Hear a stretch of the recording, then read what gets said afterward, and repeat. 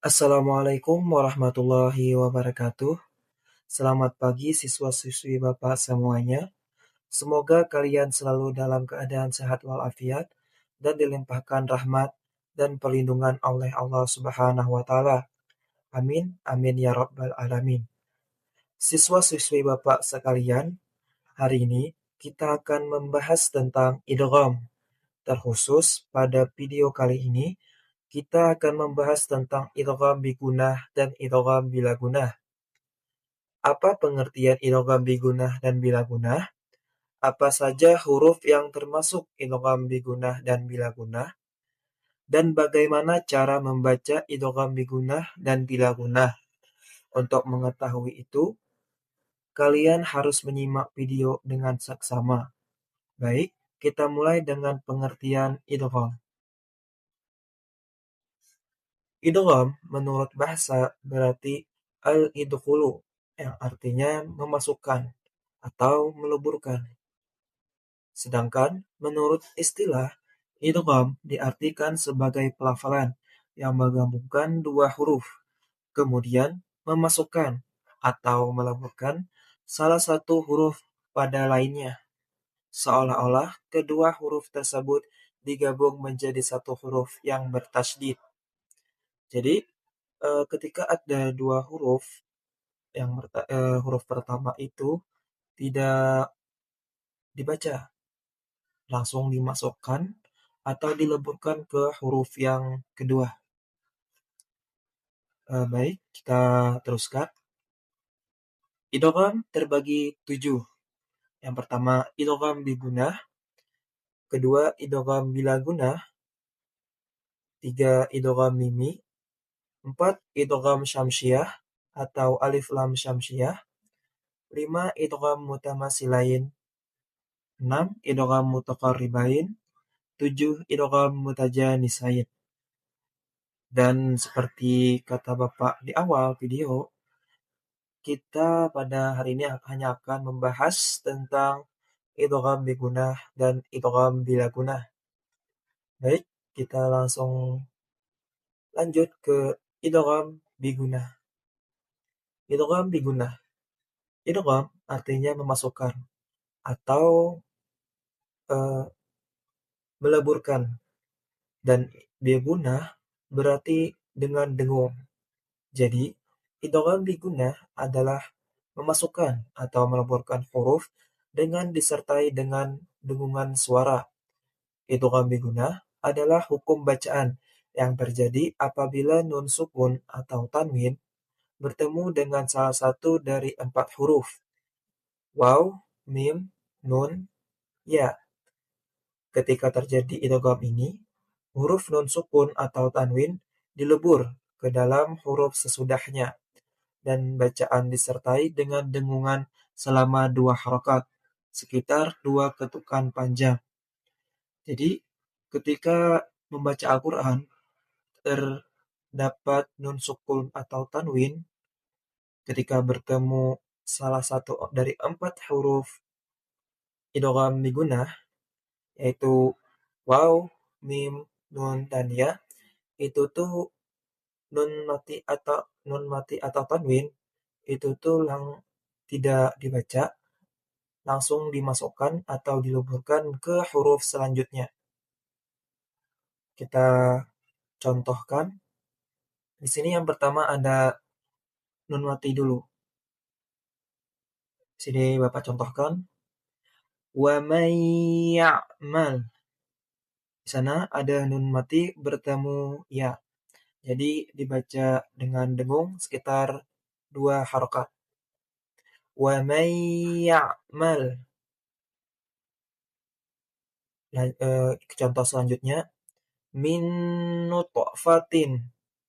Itu nun mati bertemu dengan nun. Itu tuh dibaca idgham bigunah dan dengan dengungan. Lanjut, mimmalin au min warai. Itu tadi contoh dari bacaan nun sukun bertemu salah satu huruf idgham bigunah. Kita lanjut ke contoh tanwinnya. Yauma idzi yashduru.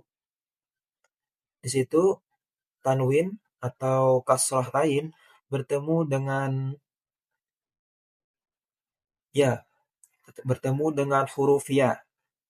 Itu tuh bisa eh, kalian perhatikan di sana ada tasjid, yang dimana eh, biasanya untuk contoh idgham bigunah ini itu tuh ada diberi tanda dengan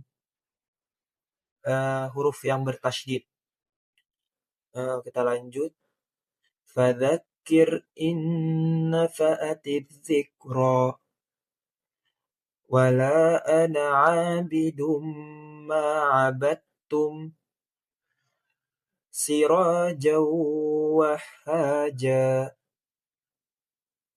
Baik, itu tadi contoh bacaan idgham bigunah. Kita lanjut ke pembahasan selanjutnya, yaitu idgham bila gunah.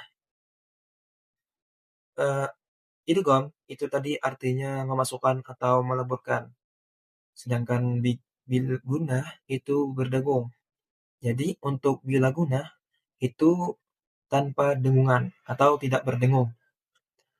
Idgham bila gunah adalah hukum bacaan yang terjadi apabila nun, sukun atau tanwin bertemu dengan salah satu dari dua huruf, lam dan ro. Dalam idgham bila gunah, nun sukun atau tanwin tidak dibaca lagi, melainkan langsung melebur ke huruf sesudahnya, yaitu lam atau ra, tanpa dengungan dan tanpa tekanan suara hidung. Jadi ini ketika membaca idgham bila gunah itu tuh tidak perlu ada dengungan dua harakat seperti membaca idgham bigunah. Baik, kita masuk ke contoh bacaan. Ya kullahu. Nah, di situ kan tadi Bapak contohkan tidak ada dengungan, langsung saja. Ya kullahu. Tidak ya kullahu. Tidak seperti itu. Jadi langsung tanpa dengungan. Ya kullahu. Begitu juga di bawahnya. Ar-ra'ahu stagna. Tidak dibaca ar-ra'ahu stagna. Itu salah. Itu kalau membaca idgham bigunah. Kalau membaca idgham bila gunah itu ar-ra'ahu stagna. Lanjut. Fawailul lil musallin. Itu tadi langsung saja kan langsung dimasukkan atau diluburkan ke huruf selanjutnya tanpa ada dengungan sama sekali.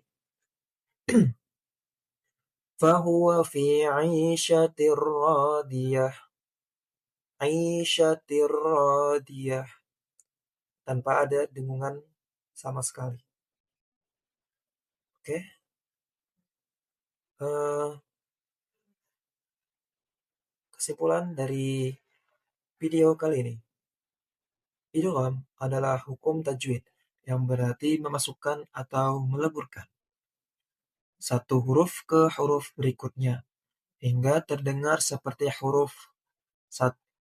satu huruf yang bertasydid. Idgham terbagi menjadi 7 jenis. Pada nun sukun atau tanwin, idgham bigunah dibaca dengan dengungan saat bertemu huruf ya, nun, mim, waw. Sedangkan idgham bila gunah dibaca tanpa dengungan saat bertemu huruf lam dan ro. Baik, di sini ada tugas untuk kalian, yaitu carilah contoh hukum bacaan idgham bigunah dan bila gunah pada surah Al-Humazah. Tuliskan ayat yang mengandung hukum bacaan tersebut, kemudian jelaskan alasan mengapa bacaan tersebut termasuk idgham bigunah atau idgham bila gunah sesuai dengan kaidah tajwid.